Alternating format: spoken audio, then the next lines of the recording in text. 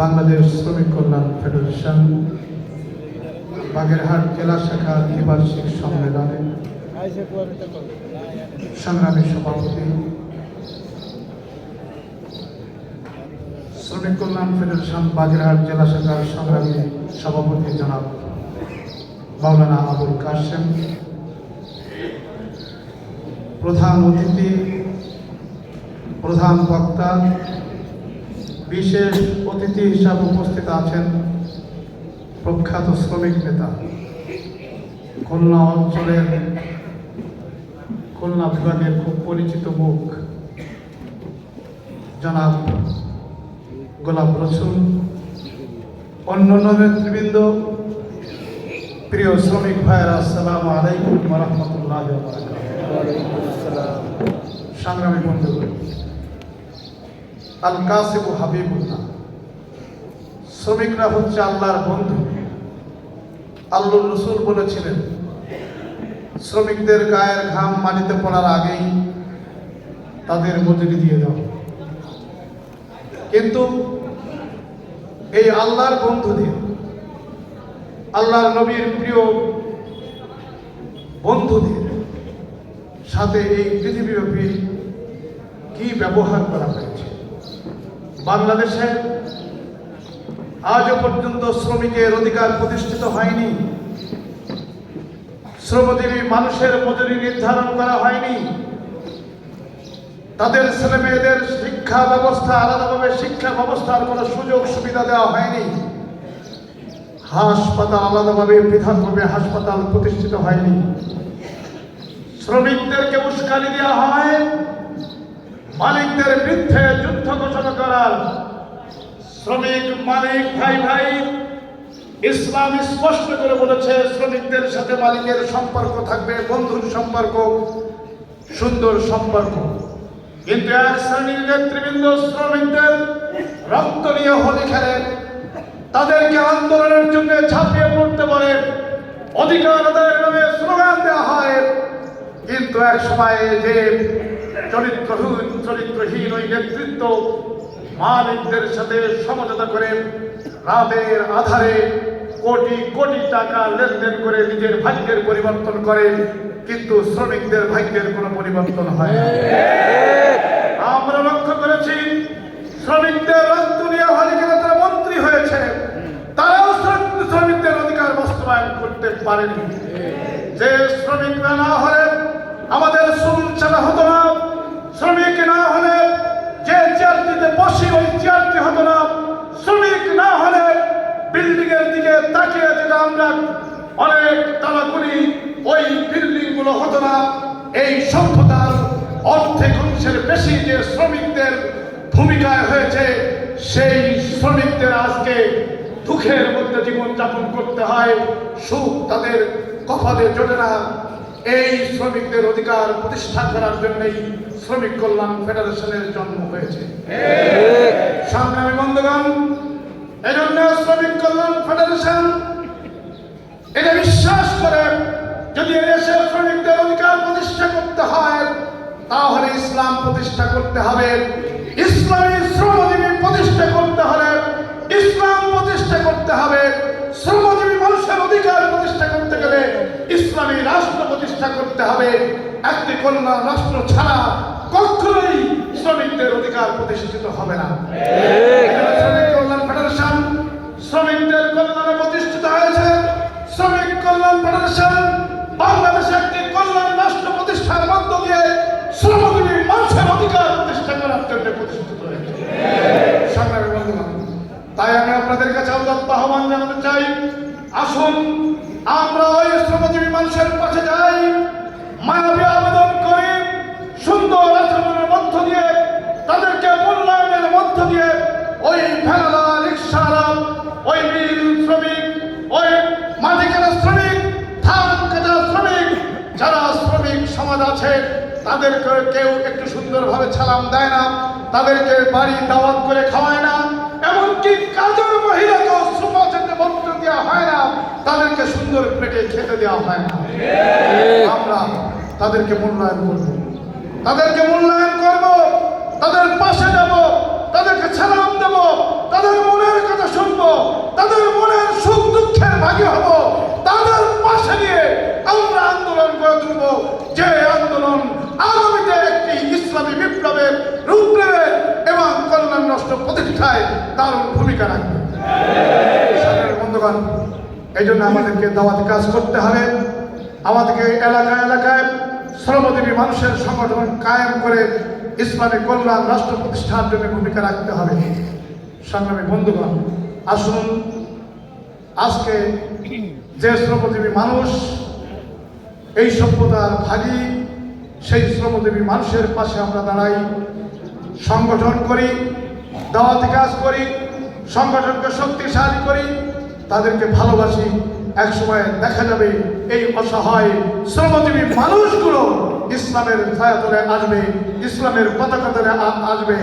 আমরা যেন এই আহ্বান নিয়ে ঘরে ঘরে পৌঁছে যেতে পারি। সর্বশেষে যদি বলতে চাই, বাংলাদেশ নিয়ে এখনো ষড়যন্ত্র চলছে। সকল ষড়যন্ত্রের জবাব দেওয়ার জন্য আজকে যেমন বৈষম্য বিরোধী ছাত্র আন্দোলনের মধ্য দিয়ে বাংলাদেশের দ্বিতীয় স্বাধীনতা এসেছে, আমরাও বাংলাদেশে যারা ইসলাম নিয়ে কথা বলি, ইমানদার, আমরা অতন্ত্র প্রহরীর ভূমিকা রাখব। এই দেশ আর কোন ষড়যন্ত্রের কবলে পড়ে বাংলাদেশ পথ হারাবে না ইনশাআল্লাহ। সবাইকে ঐক্যবদ্ধভাবে মোকাবেলা করার জন্য উদাত্ত আহ্বান জানাতে চাই। আজকে যে দেশে যুবকেরা সবসময় স্লোগান দেয় সাবিলুনা সাবিলুনা আল জিহাদ আল জিহাদ, শুধু তাই নয়, তোমার পিতা আমাকে স্পষ্ট করে বলে যে তোমার কি জাতির পিতা ইব্রাহিম, তোমার পিতা ঘোড়ার ডিম, সেই দেশ আর পথ হারাবে না। তুমি কে, আমি কে, রাজাকার রাজাকার, এই শব্দগুলো, এই স্লোগানগুলো যারা এক সময় দিত আমাদেরকে কটাক্ষ করে, আজকে সেই স্লোগানগুলো তাদের ক্ষেত্রে প্রয়োজন হচ্ছে। সকল ষড়যন্ত্র নস্যাৎ করে দিয়ে বাংলাদেশকে আমরা আর পথ হারাতে দেব না ইনশাআল্লাহ। শপথ নিয়ে যেতে হবে, এই কর্মীর সম্মেলন থেকে শপথ দিয়ে আমাদেরকে বাড়ি ফিরতে হবে। এ আহ্বান জানিয়ে আমার বক্তব্য শেষ করছি। খোদা। শাখা আয়োজিত আজকে দ্বিবার্ষিক সম্মেলনের সম্মানিত প্রধান উপদেষ্টা, আমাদের বাগেরহাটের বিশিষ্ট ইসলামী চিন্তাবিদ, আমাদের সকলের প্রিয় নেতা মাওলানা রেজাউল করিম, বিশেষ অতিথি হিসাবে আমাদের মাঝে উপস্থিত আছেন আমাদের বাগেরহাটের বিশিষ্ট আলেম দ্বীন, শ্রমিক কল্যাণের প্রধান উপদেষ্টা অধ্যক্ষ মাওলানা মশিউর রহমান, খুলনা অঞ্চলের 3 সদস্য, বাগেরহাট জেলা শাখা নেতৃবৃন্দ ও আমার প্রাণপ্রিয় শ্রমিক ভাই এবং বোনেরা, আসসালামু আলাইকুম রহমতুল্লাহ। মহান আল্লাহ রাব্বুল আলামিনের নাম কোটি শুকরিয়া আদায় করছি যে আল্লাহ তাআলা আজকে আমাদের এই মিলনায়তনে আপনাদের সবাইকে নিয়ে বাংলাদেশ শ্রমিক কল্যাণ ফেডারেশনের গঠনতন্ত্র অনুযায়ী 2 বছর পর পর আপনাদের মতামতের উপর ভিত্তি করে যে কমিটি নির্বাচিত হয়, সেই নির্বাচনী কার্যক্রম এই সম্মেলনের মাধ্যমে অনুষ্ঠিত হয়ে থাকে। সারা দেশব্যাপী প্রত্যেকটি জেলাতে দ্বিবার্ষিক সম্মেলনের মাধ্যমে নতুন কমিটি সেখানে ঘোষণা হচ্ছে। তারই ধারাবাহিকতা আজকে বাগেরহাট জেলা কেন্দ্র পক্ষ থেকে আমাকে নির্বাচন পরিচালনার দায়িত্ব দেওয়া হয়েছে। আমার সাথে আমার 2 জন সহকর্মী আছেন, এই 3 জনকেই আমাদের দায়িত্ব দেওয়া হয়েছে। আমার সাথে আছেন আমার অঞ্চল টিম সদস্য, প্রখ্যাত শ্রমিক নেতা ভাই খান গোলাম হোসেন, কেন্দ্রীয় কার্যকরী কমিটির অন্যতম সদস্য, আর আমাদের জেলা উপদেষ্টা জনাব মোহাম্মদ রেজাউল করিম। নির্বাচনের যে গঠনতন্ত্র, যে বিধিবিধান আছে, যে প্যানেল কিন্তু সামনে নির্বাচন কমিশনের কাছে পেশ করা হয়। একটা প্যানেল আসতে পারে, দুটি প্যানেল আসতে পারে, ব্যক্তিগত মতামত আসতে পারে যে আমরা অমুকে সভাপতি, অমুকে সেক্রেটারি বা অমুকে এই পদে আমরা পেতে চাই। সর্বোচ্চ যাদের পক্ষে জনমত থাকে তাদেরকে আমরা কমিটিতে নির্বাচিত কমিটি হিসাবে ঘোষণা দিয়ে থাকি। তো আপনাদের এই বাগেরহাট জেলা আমার কাছে একটি প্যানেল আসছে, খসড়া। এটা কিন্তু খসড়া, এটা প্রস্তাব। এই প্রস্তাব আমি আপনাদের সামনে পেশ করব। এই প্রস্তাবের প্রতি যদি আপনাদের সমর্থন থাকে তাহলে এই তালিকাভুক্ত যাদের উপর যাদের নাম আছে, যাদের দায়িত্ব আছে, তারা আগামী 25 এবং 26 সালে বাগেরহাট জেলা শ্রমিক কল্যাণ ফেডারেশনের দায়িত্ব পালন করবেন। আমি কি আপনাদের কাছে পেশ করতে পারি? জি, ইনশাআল্লাহ। আপনারা তো সবাই জানেন যে আমাদের দলে কেউ নিজেকে পদ পদবি দিতে চায় না, চায়, কিন্তু দায়িত্ব আসলে পালাইতে পারে না। কেউ দায়িত্ব নিতে চায় না, বরং দায়িত্ব দিলে চোখে পানি ফেলায়, হাত কাঁপে, বুক কাঁপে, হাঁটু কাঁপে।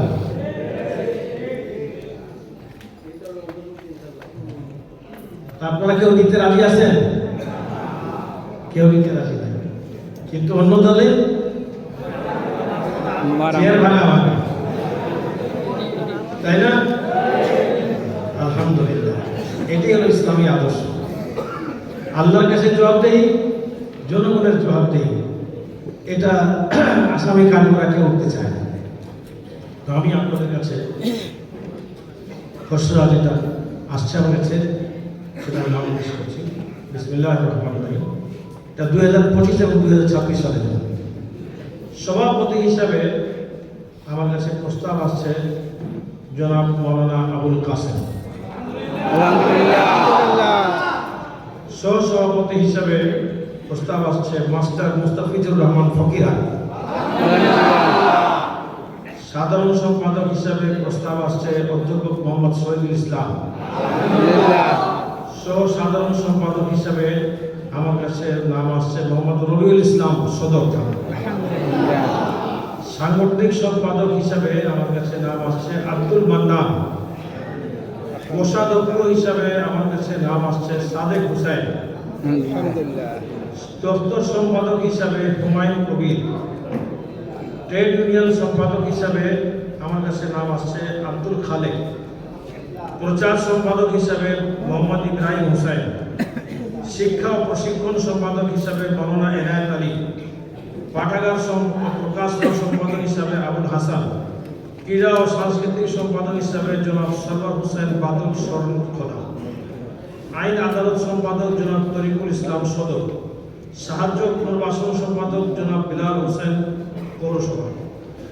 কর্মসংস্থান সম্পাদক জনাব হাবিবুল্লাহ তালুকদার মোড়ল পৌরসভা। চিকিৎসা ও স্বাস্থ্য বিষয়ক সম্পাদক মৌলানা আব্দুর রহিম ফকিরা। কার্যকরী সদস্য জনাব মোহাম্মদ আব্দুল খালেক সদর। কার্যকরী সদস্য মোহাম্মদ রেজাউল করিম রামপাল, মোহাম্মদ খালিদ হোসেন রামপাল, আব্দুর রহমান ফকিরা, মোহাম্মদ আব্দুল নাসির মহলা পৌরসভা, মোহাম্মদ আব্দুল আউয়াল মহলা পৌরসভা, মোহাম্মদ মিলন গাজী মহলা উপশাখা, সাইফুল ইসলাম শরণখোলা, মনিরুল ইসলাম শরণখোলা, মিজানুর রহমান মোল্লাহাট, মহিদুল ইসলাম মংলা, মোহাম্মদ ইব্রাহিম হোসেন সদর, ওহিদুল ইসলাম মোড়লগঞ্জ, খায়রুল ইসলাম খসরু রামপাল, মোহাম্মদ নাদেল শেখ ফকিরহাট, আবুল হাসান পৌরসভা, জহিরুদ্দিন বাবর মোসাল্লি মংলা উপজেলা, মাহবুবুর রহমান কচুয়া, ওহিদুল ইসলাম পৌরসভা মোড়লগঞ্জ, আব্দুর রহমান মংলা পৌরসভা, মোহাম্মদ সাদ্দাম হোসেন পৌরসভা, আধুনিক আবু হানিফ কচুয়া, মোহাম্মদ ইস্কেন্দার চিতলমারি। এই 42 সদস্য একটি খসড়া কার্যকরী পরিষদের জন্য আপনাদের সামনে পেশ করছি। আপনাদের সমর্থন আছে?